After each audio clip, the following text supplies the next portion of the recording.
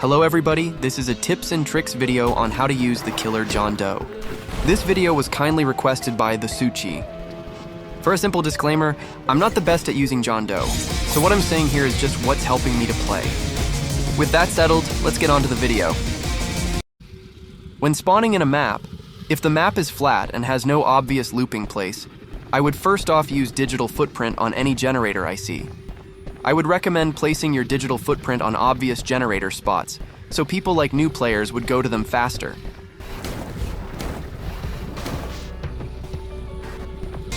However, in a map with high spots or places known as looping spots, I would put the digital footprint there so whenever you're chasing a survivor, they have less of a chance to escape.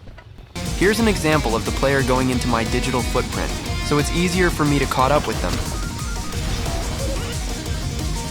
To help you understand better, I used my friend's account as an alt to help show you what the survivor's perspective is. This isn't exact, but this is supposed to be the assumed size of its hitbox. A survivor walking towards it will give the survivor slowness 2 for 10 seconds, which will slow them down, and corrupted 1 for 10 seconds. It would reveal the survivor's location to you, but it also gives the survivor your location temporarily.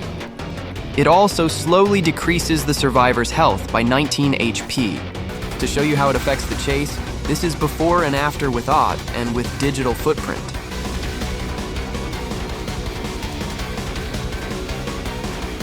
As you can see, even if it's not much, there still is a 33 millisecond difference. I will not count the stamina, because in the digital footprint take, I started running a bit earlier, so it would be inaccurate if I count the stamina loss.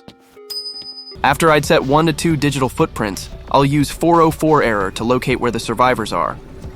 Just to inform you, but if someone uses 7N7's clone skill or Noob's Ghost Burger, it wouldn't show up for the 404 error. I don't know about 2 times crouch ability since I don't play 2-time much, so I won't say anything about that one yet. For the corrupt energy, I usually would try to predict the survivor's movement. I use this ability whenever I almost run out of stamina. You can easily aim it with shift lock, and unlike 1x1's entanglement, you can move the skill at the very last second.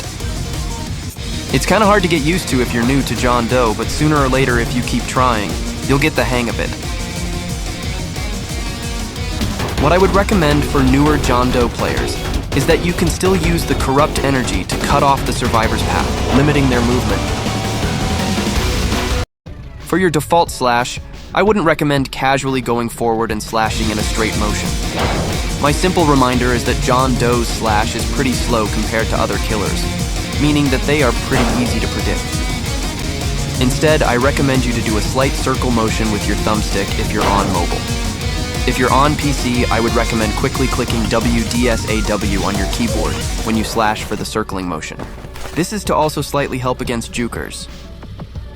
Anyways, that's all for today's video. Thanks for watching, I really appreciate it. If you want to make any recommendation on what character I should do a tutorial on next, then please comment and I'll consider it.